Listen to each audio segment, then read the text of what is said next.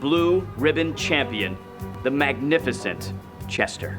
If this is what Allan ran away to become, we don't understand it. I will say this, he was right about keeping my knees up.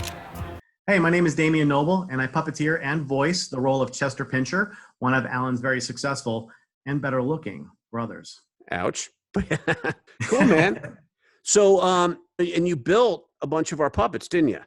I did. I built 8 puppets for you. I built out the one-eyed Coyote gang for you, including Max, and then Princess Leia. It's a wonderful little puppet that I sent over to you. Gosh, I love Princess Leia so much. She was wonderful. And then you came back and said, hey, can you just build a few more? Would like to build the Pinscher Brothers. And I said, absolutely, I will do that too. What I wound up doing was I wound up using kind of an assembly line scenario for that. You don't want to have to kind of go back and build from scratch every single time. You want to develop some sort of template, so that's what I did. I think the first puppet that I did I was agonizing over in terms of the look and making sure it was just right. But then after I got that shape the way I wanted it to, then I was able to replicate that much quicker. And then towards the end, where it got a little bit more tedious, I actually solicited some help from people in my family and some friends to help sew. Because when you see like the 4 arms and legs of any particular character, it's actually, if you have 4 puppets, it's 16 arms and legs you got to sew. It can be very tedious, but also time. But we did it. And what are they made of? They're made out of your typical foam that we use for basic puppet infrastructure, and then fur pelts that you can buy from most craft shops. You try to find the better quality ones, so they don't they look a little bit better because of the way the fabric is. It's just it took a little while to try to find the right fabric that would match, say, coyote fur. And then when you put it all together, you have to kind of add some additional elements that give it a little bit of more character, like the white underside of the coyotes as an added feature, just to give it a little bit more striking appearance. And the teeth were awfully menacing.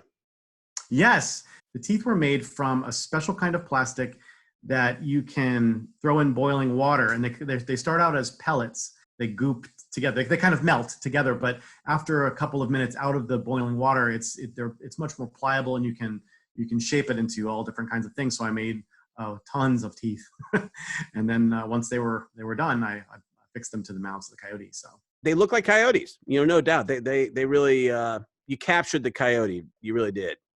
Thank you. and then you did Princess Leia. Yes, I was trying to come up with something that was that was kind of came across as innocent, nice, and sweet, fantastic. She's my love interest. And to make sure she was cute enough for you, Allan. Damn straight. Cool, man. So, like, how'd you get your start? I've always had an interest in puppets. Probably the vast majority of my life. You a Muppets guy? I'm a Muppets guy. As a matter of fact, I was very lucky. I was about 5 or 6 years old. My father was working for the Department of Energy, and they were working on getting a message out on energy conservation. He met up with Bob McGrath, who was one of the human characters on Sesame Street. And so you can imagine a 6-year-old boy who got to go to Sesame Street where they filmed it. Wow. That'll do it. I remember there was a giant shelf just off set. It was sometime in probably the early fall, I guess, when I went out there. But they were filming Christmas scenes. So everything was covered in fake snow on the set. So it was magical to me. It really was amazing. Seeing things like Mr. Snuffleupagus as a giant marionette that was hanging from the stage ceiling way up high. Awesome. Running around, the set and seeing a giant shelf full of all of the Muppets that and love as a kid. Wow. Ernie, Bert. And so I remember they brought them down and they were showing me, and they were using them with me. I have a hard time remembering the specific people that were there. I'm sure Carol Spinney was there, Cool. So we went out to lunch, and we were sitting right across from Jim Henson at this local lunch shop. And he was, I don't know who he was talking with, but my dad's like, that's Kermit the Frog, and you're a kid and you look up and you see this big, like lanky, hairy guy. It's like, oh my God. That's awesome, dude. Whoa. That was awesome. So then, you built these puppets, you came to set and you did a voice and you were one of our puppeteers. How did that all work out? I was really excited to be able to come out, to be invited out to participate. And I jumped on that plane so fast. When you said, hey, we can do it on this date, I said, I am there. I think it's one thing when you build puppets for somebody and then you send them off and you let them do their thing. But for some reason there was a lot of love on this set, and I really was excited to actually be able to be part of it. It was really exciting for me. Work a puppet that I built. Yep. That read some lines and actually play a character. Rolling. Roll sound when you're ready. Sound speeds. Scene 53, Joker. Take one. Mark. It was a little bit nervous when you had all these people around you, but you're sitting there trying to recite your lines and everyone's looking at you. Being in front of the screen like that is in front of a bunch of people can be unnerving. But Oh man, that was my one advice to people. I was like, hey, you think you know your lines.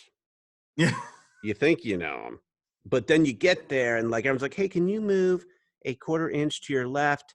And when you say this word, can you turn slightly? It's like, dude, it's hard, man. So you really got to know those lines, man. Well, Damien, thank you again for taking the time to talk to us, dude. It was really fun to chat puppets with you, my man. it was nice talking to you as well. I had a really, really great experience with this. I hope that we get to work again together in the future. Sequel. Sequel, dude. Yeah, it's great to catch up with you, Alan. Take care. Bye, Alan. All right, peace. Peace.